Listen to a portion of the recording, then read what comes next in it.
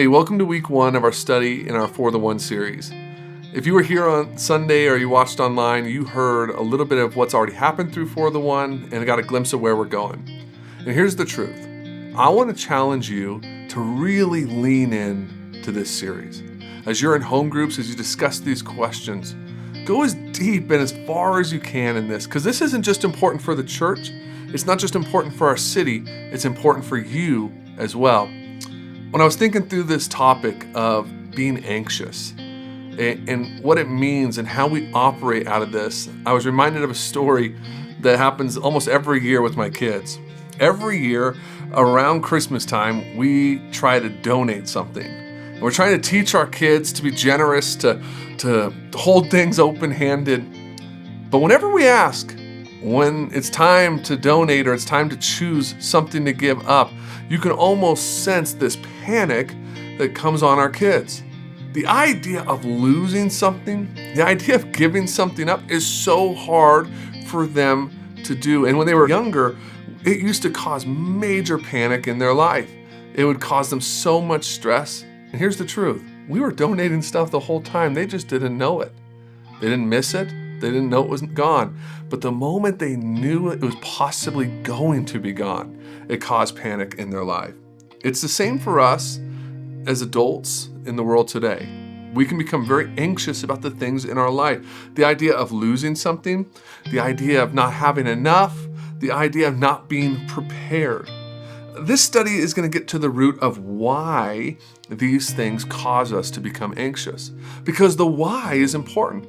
Why is there things in our life that if it doesn't work a certain way or it doesn't happen or it doesn't look how we thought it was going to look, it causes us to become anxious? The why is important.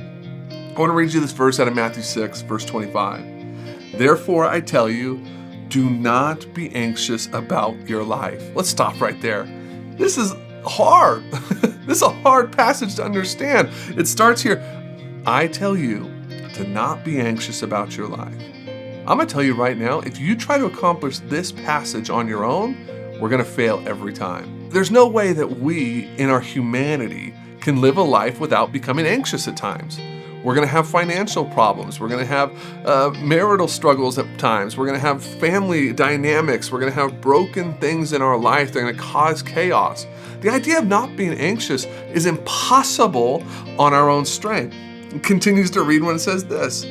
Don't think about what you'll eat or what you'll drink, nor about your body, what you'll put on. Is not life more than food, and the body more than clothing? I love what this verse is doing here. First, this almost impossible call, it feels like, to not be anxious. And then it lists these everyday things like eating and clothing that we should be concerned about. And it says, don't worry about them. How do we live this life? Well, I think what Jesus is trying to say to us here is the only way we can live this life is if we have a deep trust in Him.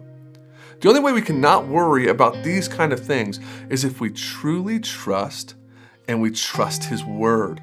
We become anxious about these things when we lack trust of the outcome. We lack trust in Him. The answer to all of these things is 2 things. 1, developing a trust in Jesus, and then seeking after Him. Just a couple verses later, it says this, but seek first the kingdom of God and His righteousness, and all these things will be added to you. So 1, we have to develop a trust for Him, and then 2nd, we need to seek after Him. What are the areas in your life that if you're honest, I'm really not trusting God in, or I'm not seeking after Him in? Let that kind of guide and shape your conversation as you get into this. Hope you have a great time. I'll see you next time as we continue this series.